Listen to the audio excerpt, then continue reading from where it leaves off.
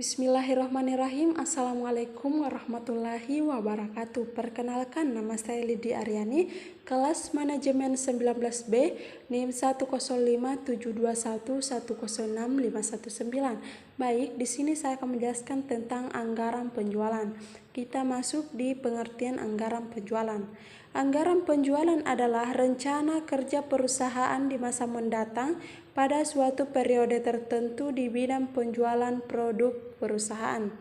Yang kedua, kita masuk di tujuan anggaran penjualan. Tujuan paling utama dalam menyusun anggaran penjualan adalah agar bisa merencanakan anggaran secara tepat pada periode yang akan datang. Caranya adalah dengan memperhatikan data yang dijadikan sebagai gambaran kejadian yang terjadi pada perusahaan di masa sebelumnya, terutama dalam hal penjualan. Yang ketiga, jenis anggaran penjualan terbagi menjadi 5 bagian. Yang pertama, wilayah pemasaran.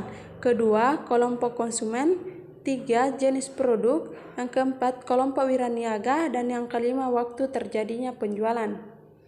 Kita masuk di penetapan volume. Berdasarkan penjualan tahun sebelumnya terbagi menjadi 2 metode, yaitu pertumbuhan rata-rata dan metode Lead Square. Pertumbuhan rata-rata misalkan volume penjualan selama 5 tahun belakangan sebagai berikut. Tahun 2017 dengan volume unit 220.000, tahun 2018 dengan volume unit 244.200. Tahun 2019 dengan volume unit 280.830, tahun 2020 dengan volume unit 308.913, dan tahun 2021 dengan volume unit 355.250. Nah, bagaimana volume unit di tahun 2022? Jadi, perusahaan mempertanyakan berapakah kita harus menghasilkan unit produk pada tahun 2022. Disinilah anggaran penjualan harus menetapkan. Jika melakukan penetapan berdasarkan volume pertumbuhan rata-rata, berarti kita harus mencari selisih terlebih dahulu. Untuk mendapatkan selisih antar 2017 dan tahun 2018, berarti 244.200 dikurang 220.000. Didapatlah selisih tahun 2017, yaitu dengan volume 24.200. Jika kita mau cari tahun 2018, maka tahun 2019 itu dikurang tahun sebelumnya. Begitu seterusnya untuk mendapatkan selisih atau volume pertumbuhan rata-ratanya. Total selisih ini kita jumlahkan. Kemudian kita bagi 4 karena data selisih ada 4 data. Berarti kita dapat 33.813. Jadi volumenya itu totalnya yaitu 33.813. Kita masuk di persentase. Persentase itu adalah data pembanding. Tetapi biasa kita menggunakan pertumbuhan rata-rata khusus pada volume. Bagaimana cara mendapatkan data pembanding atau persentasenya? Dari 24.300, selisih 2018 ke 2017. 24.200 itu dibagi dengan data sebelumnya. Berarti data selisih 24.200 dibagi dengan data 2017, yaitu 220.000. Jadi 24.200 dibagi 220.000, didapatlah persentasinya yaitu 11%. Jadi pertumbuhan dari 2017 ke 2018 itu ada 11%. Begitu juga seterusnya untuk mendapatkan persentasinya. Kemudian kita masuk di metode kedua, yaitu least squared, di mana sama metode pertama.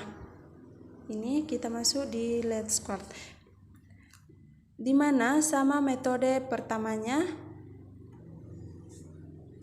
volume yang akan datang yang harus dianggarkan oleh perusahaan datanya sama 5 tahun. Tetapi kekurangan dari least squared ini adalah datanya biasanya harusnya ganjil, ya, karena kita harus menggunakan metode sistem coding.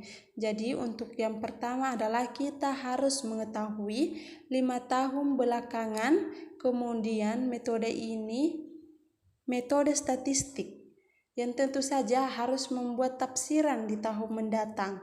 Nah, rumusnya yaitu Y sama dengan A tambah BX. Masuk saja ke poin X. A rumusnya adalah total Y dibagi Y, N. Kemudian B adalah total XY dibagi X kuadrat.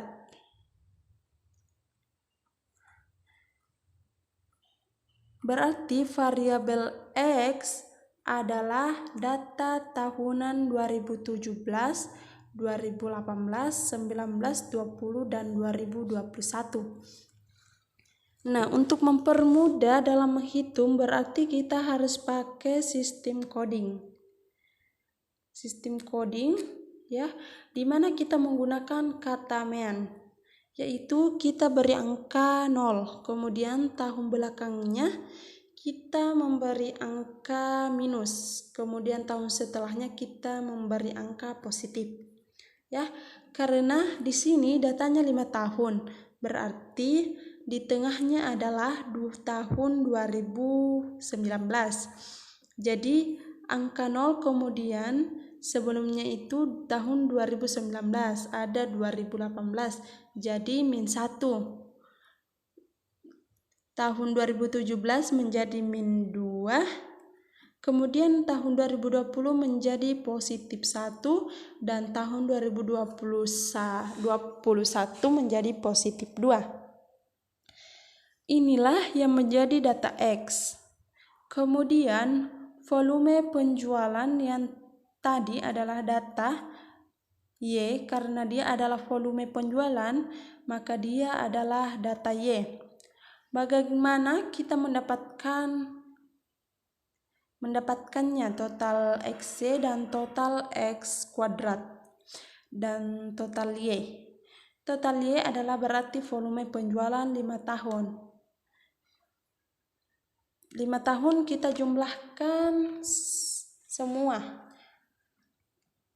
Dapat X total Y sebesar 1.409.193.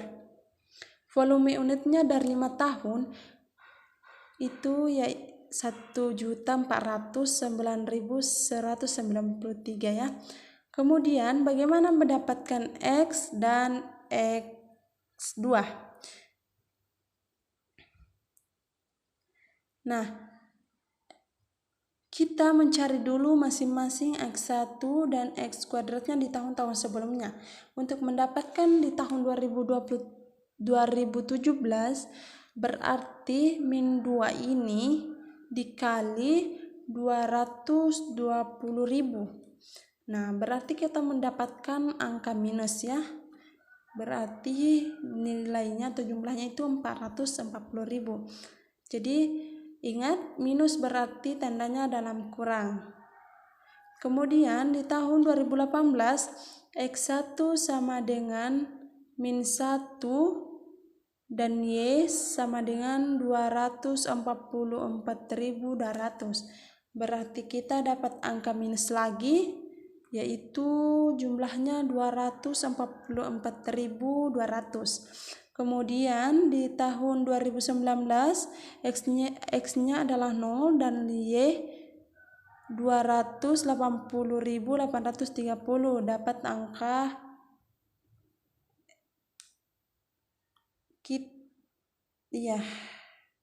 angka 0 ya. Jadi tetap angkanya. Sedangkan Y di tahun 2021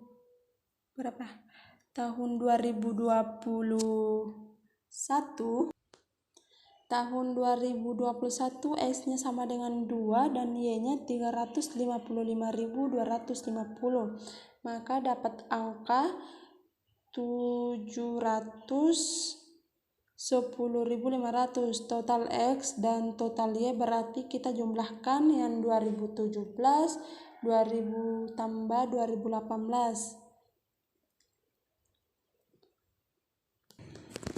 Jadi X1 kali Y1 itu dijumlahkan semua angkanya dari tahun 2017 sampai tahun 2021. Hasilnya itu 335.213. Terus kita cari X kuadratnya. Nah, namanya juga X kuadrat berarti X dikali X. Karena X1 kita sudah dapat, X1-nya itu min 2 berarti min 2 dikali min 2. Nah, di dalam kalkulasi tabel matematik berarti minus ditambah minus menjadi positif. Berarti min 2 dikali min 2 sama dengan 4. Kemudian min 1 dikali min 1 sama dengan 1 dan begitu seterusnya. Nah, untuk mendapatkan total X kuadrat berarti kita sisa menjumlahkan 5 tahunnya. Maka totalnya adalah 10. Masuk di rumus untuk mendapatkan angka A adalah total Y bagi N, di mana total Y sama dengan 1.409.193 dibagi 5. Nah, 5 ini adalah tahunnya karena kita di sini menggunakan data 5 tahun. Nah, setelah kita bagi, kita dapat 281.193,6. Nah, kemudian rumus B-nya total X-Y dibagi total X kuadrat. Nah, total X-Y-nya yaitu 335.213 dibagi 10. Sama dengan 33.521,3. Nah, untuk menentukan angka X di tahun 2022, karena pertanyaannya di tahun 2022 berapa volume yang harus diproduksi, berarti angka coding di tahun 2022 adalah angka 3. Angka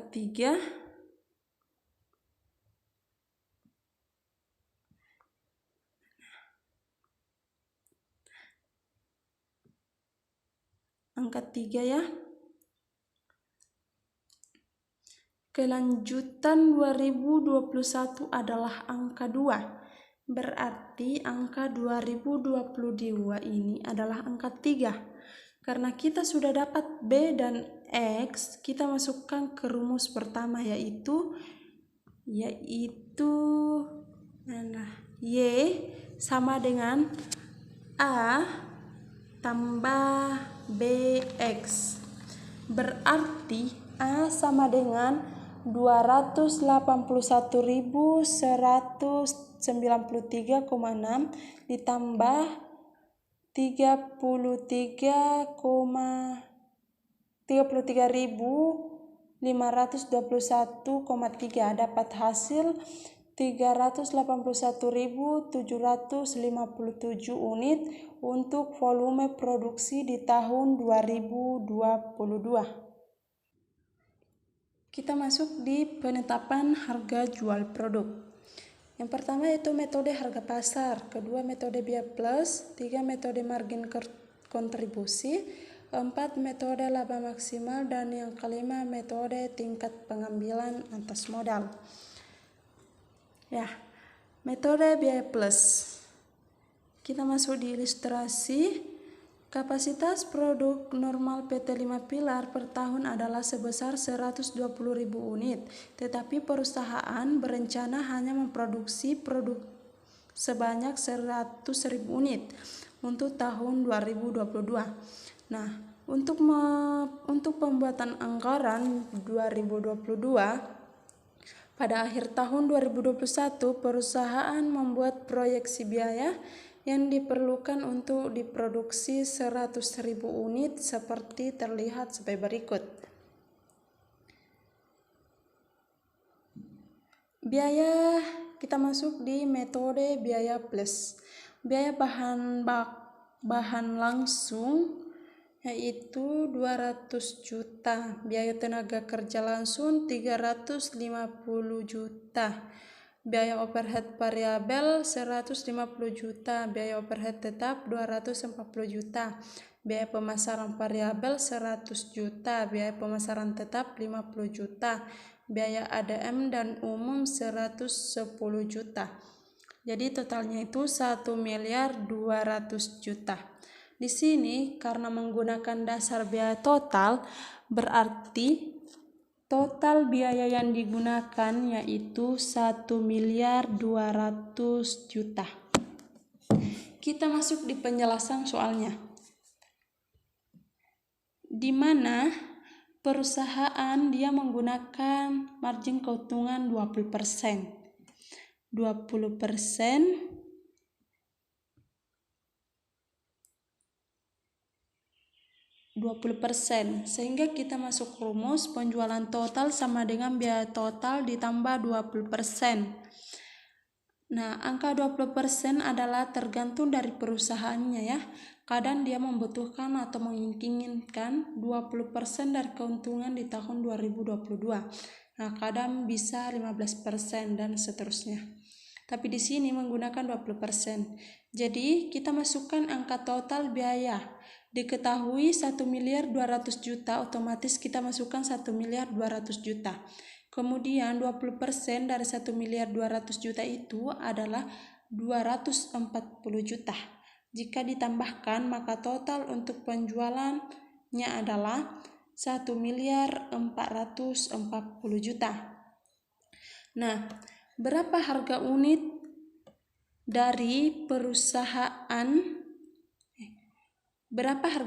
penjualan total?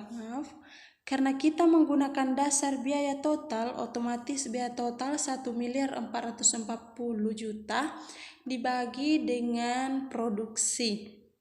Produksi ini ikan sebanyak 100.000 unit. Karena kita sudah ketahui, maka langsung saja kita bagi 100.000 unit. Maka menghasilkan harga 14.400 per unit. Ini untuk substansi dasar dari biaya total. Bagaimana dengan dasar dari biaya produksi? Kita masuk lagi untuk tabelnya. Dasar biaya produksi berarti kita tidak menggunakan biaya-biaya di luar dari produksi langsung. Ya, untuk yang kita gunakan adalah 4 saja ya, yaitu biaya bahan langsung 200 juta, biaya tenaga kerja langsung 350 juta, biaya overhead variabel 150 juta, dan biaya overhead tetap 240 juta. Nah, total biaya produksinya itu sama dengan 940 juta. Karena yang dikeluarkan adalah biaya ADM dan umum dan biaya pemasaran tetap. Nah, kalau produksi berarti berkenan dengan produksi saja. Kita masuk ke contoh soal. Masih sama 20% untuk keuntungannya. Berarti penjualan total sama dengan biaya produksi ditambah 20%. Berarti itu 940 juta tambah 20% dari 940 juta yaitu 188